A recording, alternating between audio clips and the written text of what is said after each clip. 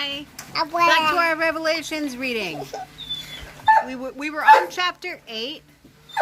In the last part, 19, I wanted us to take a break to look at another chart and look up other references in other books, but I want to take a break from that because I don't want to get pulled too far away from where we're at.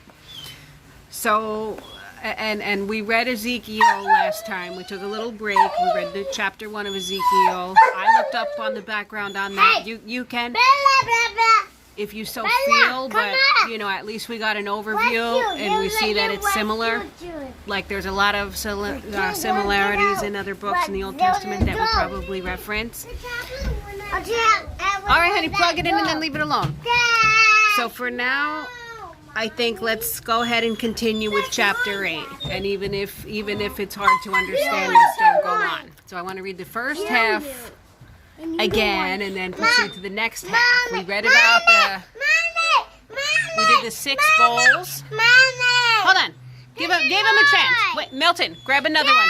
He still had it. He still had it. The blue one. Nope. It looks so cool, Gabby. We're sharing. I want you to have the blue one. She's going to have the green one. You have the blue one. Go ahead. Put water in it like a big boy. You can fill it up in the bathtub. You do it. Put it in the bathtub. Figure it out. I know you can. Not at each other, okay? Because then Poppy's going to yell. Only if Gabby gives me that. Let's proceed. Only if Gabby gives me that. Squat, squat, squat. Okay. Heavenly Father, I pray that you bless our reading and that you reveal yourself more to me and any viewer and all of those seeking you. We thank you, God, in the name of your Holy Son, Jesus Christ. Amen. All right. Mom, let's blow this up. Yeah! Mama! Hey, not at each other.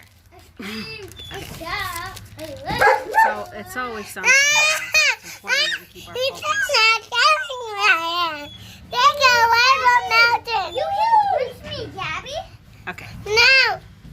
Mommy, The take word is away read in the name from of Mountain. Jesus Christ. How about I scold myself?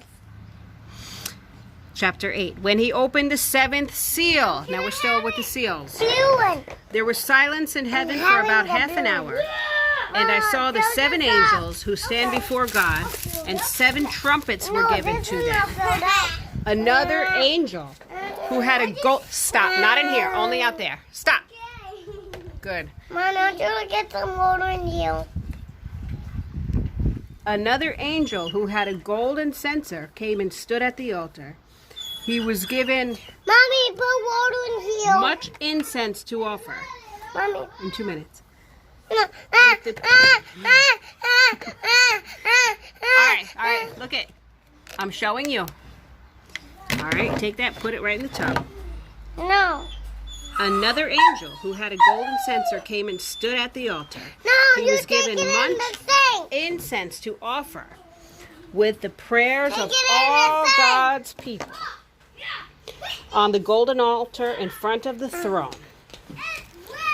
The smoke of the incense together with the prayers of God's people on the golden altar in front of the throne. The smoke of the incense together with the prayers of God's people went up before God from the angel's hand. Then the angel took the censer, filled it with fire from the altar, and hurled it on the earth. And there came peals of thunder, rumbling flashes of lightning, and an earthquake. So when I was reading the notes here in the Life Application Study Bible, they suggested that was like God's vengeance on the people that were upsetting his saints, or persecuting his saints. So the idea, they seem to have the idea that the prayers of the saints were like to execute judgment.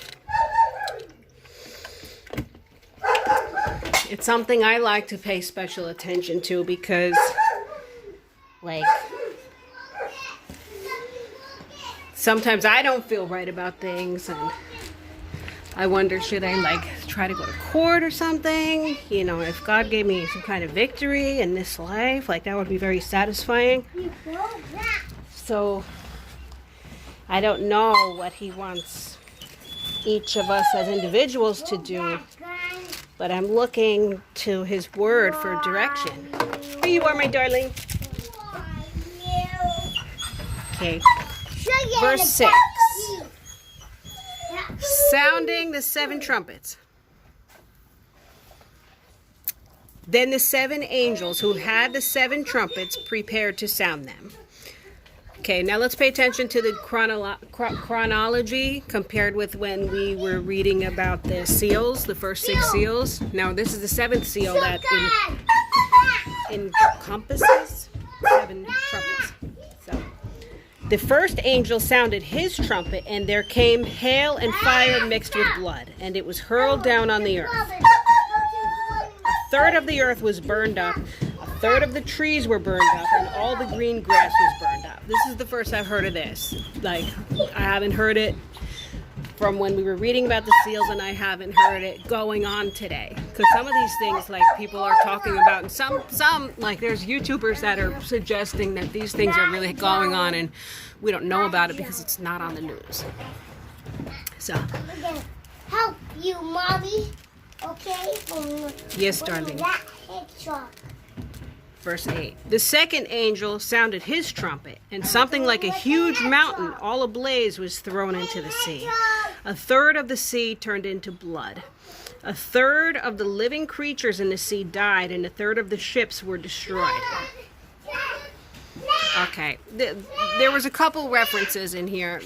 I know this may be one, and there may be another one also that reminded me of a strange phenomenon that happened like maybe 3 years ago or something like that, maybe 4. But here I am in New Jersey on the East Coast, and like first I went to a little inlet, like a bay that we have around here, and it was tons of dead fish everywhere. Then I went on the other side to the ocean, and as far as I could see, it was just like millions and millions of dead fish. They all seemed to be the same kind of fish, like bunker or something. But it was bizarre, and then the news like didn't talk about it that much. I would think that it would have been like, you know, a newsworthy phenomenon to like really be talked about a lot. But people, for the most part, I thought it was kind of ignored. But it was very bizarre. So I wondered, is that what's in Revelations? There's so many fish, it could have been, you know, a third. Anyway. Verse 10, the third angel sounded his trumpet, and a great star blazing like a torch fell from the sky on a third of the rivers and on the springs of water. The name of the star is Wormwood.